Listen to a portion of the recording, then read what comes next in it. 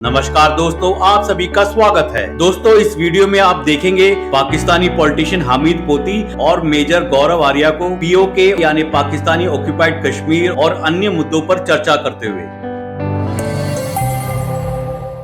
Major साहब, जो बार बार कहा जाता है कि पीओके ले लेंगे और आजाद कश्मीर ले लेंगे, इससे भी आपको नहीं लगता कि एक तरह की टेंशन जो है वो पैदा की जा रही है? ये हमारी पार्लियामेंट में अग्री हुआ था 1994 में। तो अगर राजनाथ सिंह जी बोले कि हम पीओके ले लेंगे, वो एक बात रिपीट कर रहे हैं। ये हमारी पार्लियामेंट में ये पास हुआ था, ये पार्लियामेंट की एक अंडरस्टैंडिंग है हमारी। इट इज ऑन रिकॉर्ड्स, आप जाके इंटरनेट पे चेक कर सकते हैं। ये कोई पाकिस्तान को बुरा भला कहने के लिए इसके लिए नहीं कहा गया है। तो हमारे यहाँ जो भी चीज होती है वो सर्वसहमति से होती है, यानी कि सब लोग मिलजुल के उसके ऊपर 10 साल बहस करेंगे, लेकिन उसके बाद आरजू जी वो जो निकल के आता है ना, फिर उसमें सब साइन ऑफ करते हैं। ये भारत का एक ऑफिशियल स्टैंड है। चौधरी साहब जैसे कह रहे हैं कि भारत ने साजिश की पाकिस्तान में, क्या वाकई में ऐसा कुछ हुआ है कि कुछ गड़बड़ भारत की तरफ से पाकिस्तान में की गई? आरजू जी, दुश्मन का काम होता है साजिश करना। हम चाहते हैं कि पाकिस्तान हमारे खिलाफ करे, हम आप देखिए, और साजिश के लिए एक ज़हीन दिमाग चाहिए। कोई बेवकूफ आदमी साजिश थोड़ा ना करेगा, साजिश के लिए दिमाग चाहिए। और अगर हम मानते हैं कि हम दोनों दुश्मन हैं, फिर पाकिस्तान हमारे खिलाफ करेगा, हम पाकिस्तान के खिलाफ करेंगे साजिश। और क्यों नहीं? दुश्मनी का तो मतलब ही ये है ना कि जहां हमें मौका मिलेगा, तो ये आपका एफएटीएफ की जो बात है उसमें भारत का बिल्कुल हाथ है। और मैं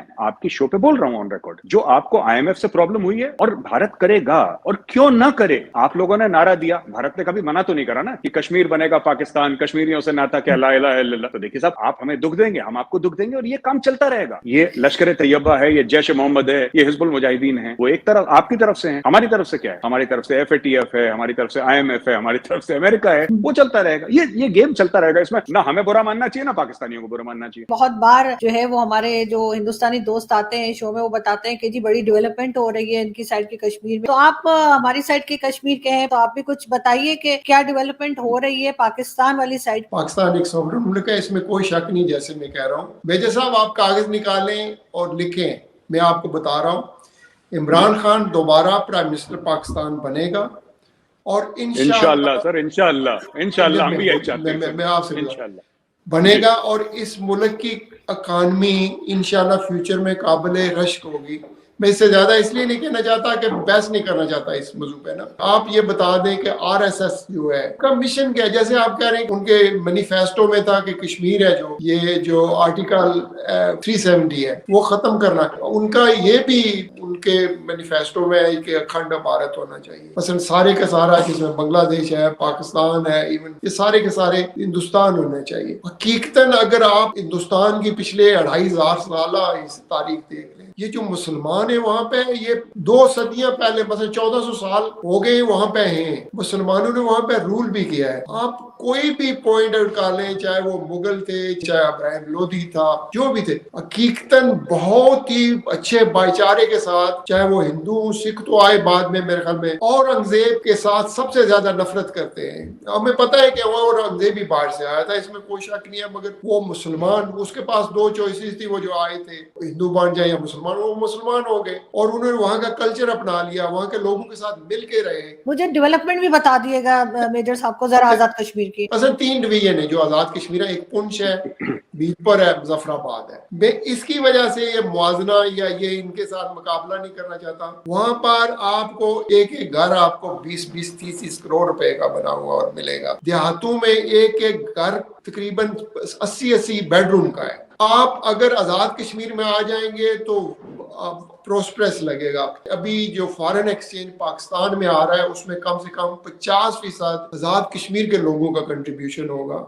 मगर चौधरी साहब कुछ एयरपोर्ट की बात बताइए। एयरपोर्ट वहाँ का ऑपरेट कर रहा है, नहीं कर रहा? साथ साथ यूनिवर्सिटीज, कॉलेजेस, हॉस्पिटल्स, एम्बुलेंसेस, ये सब कुछ है? मैं वही कह रहा हूँ आरजू, मैं आपको फिगर इस वजह से नहीं बता रहा। मैं मेजर साहब को कहता हूँ कि मोस्ट वेलकम। हुकूमत पाकिस्तान को कहूँगा, मेजर साहब आ रहे, आप देख लें कि मेरे ख्याल में 60% एजुकेशन रेट है आजाद कश्मीर में। यूनिवर्सिटीज है, कॉलेज है, स्कूल है, और प्राइवेट एजुकेशन सब कुछ है। फिर उसके अलावा अस्पताल है, सब डिस्ट्रिक्ट हेडक्वार्टर में अस्पताल है, डिवीजन में अस्पताल है। कौन कह रहा है कि नहीं है? आप ठीक कह रहे हैं, लेकिन आप मेजर साहब को दावत दे रहे हैं। सर, मेजर साहब जब आएंगे तो ऑब्वियसली प्लेन से आएंगे, उनका प्लेन लैंड कहाँ करेगा? एयरपोर्ट है वहां पर, लेकिन आपके ख्याल से क्या वो काम कर रहा है?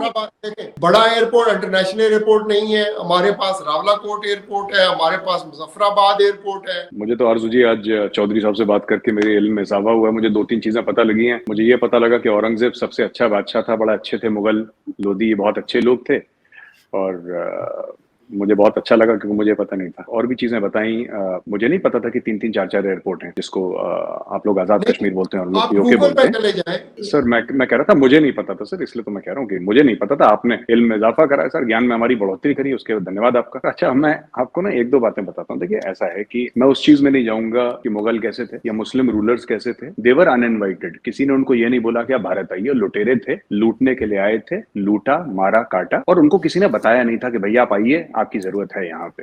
ये गजनवी थे, जो गौरी थे, जो और लोग थे जो अफगानिस्तान से आए, सेंट्रल एशिया से आए क्यों? किसने उनको बुलाया? आप किसी के भी घर में घुस जाएंगे और क्योंकि आपके पास तलवार है, किसी की भी गर्दन उतार देंगे, और पूरी एक गांव के गांव को आपने कन्वर्ट कर दिया। जिन्होंने औरतों के साथ रेप करा, जिन्होंने बुजुर्गों को मारा, जिन्होंने गले उतारे, वो अच्छे लोग थे। तो इसके बारे में मैं कुछ कहूंगा नहीं, मैं चौधरी साहब की बात नहीं काटूंगा। अच्छे लोग थे, औरंगजेब भी अच्छा था, फिर सभी अच्छे थे, अच्छे लोग थे, ये सब these are all good people. देखिए, जहां तक इंफ्रास्ट्रक्चर की बात है, मेरा इल्म में एक और इजाफा हुआ। चौधरी साहब ने बोला कि एक घर वहां पे 80-80 करोड़ का है, तो ये तो फिर दिल्ली से महंगी प्रॉपर्टी है आपके, जो जिसको आप आजाद कश्मीर बोलते हैं ना, दिल्ली से महंगी प्रॉपर्टी है। और मुझे नहीं पता था कि इतने महंगे मकान होंगे। जरूर हमारे यहाँ तो नहीं भैया, हम नोएडा में रहते हैं, हमारे इतने नहीं महंगे मकान है यहाँ पे, जबकि यहाँ पे सारी सहूलियत है, लेकिन हो सकता है, इट्स हाईली पॉसिबल। देखिए, जब हम इंफ्रास्ट्रक्चर डेवलपमेंट की बात करते हैं ना, बाहर से लोग कितना पैसा भेज रहे हैं वो रेलेवेंट इतना नहीं है, क्योंकि इंडिया ओवरसीज इंडियंस है, उनके पैसे पे डिपेंड नहीं करता। हमारी जो इकोनॉमी है वो एक्सपोर्ट डिपेंडेंट है, टैक्स डिपेंडेंट है। तो बाहर जो कश्मीर के लोग हैं कितना पैसा भेजते हैं, या दिल्ली के लोग कितना पैसा भेजते हैं, राजस्थान के कितना, उससे हमें कोई फर्क नहीं पड़ता। भेजें ना भेजें, अच्छी बात है, भेज रहे हैं अपने रिश्तेदारों के लिए भेज रहे हैं, ऑफ कोर्स कुछ तो फर्क पड़ेगा ही, लेकिन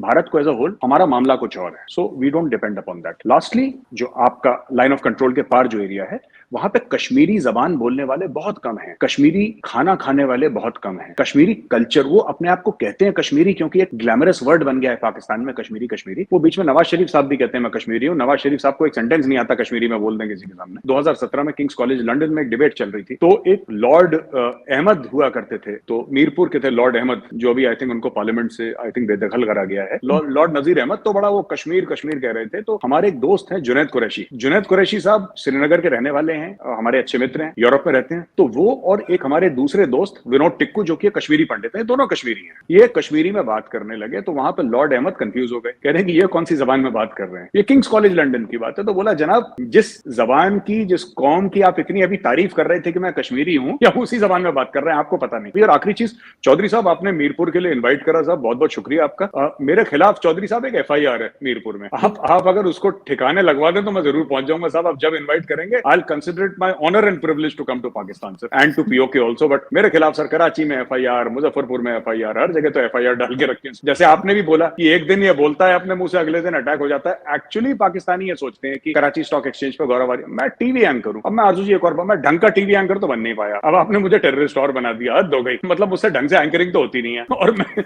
ये कह रहे हैं कि ये कर दिया, वो कर दिया, सब लोग पता नहीं क्या क्या बोलते हैं मेरे बारे में। नहीं, खैर ऐसा हो जाता है, लोगों को कुछ ना कुछ मिसअंडरस्टैंडिंग हो जाती है, क्योंकि आप इतने कॉन्फिडेंस के साथ कह रहे होते हैं ना, कल ऐसा हो जाए तो। अब वो तो जो होता है ना बीच में, वो कोई सुनता नहीं है, वो सिर्फ ये सुनते हैं कल हो जाए।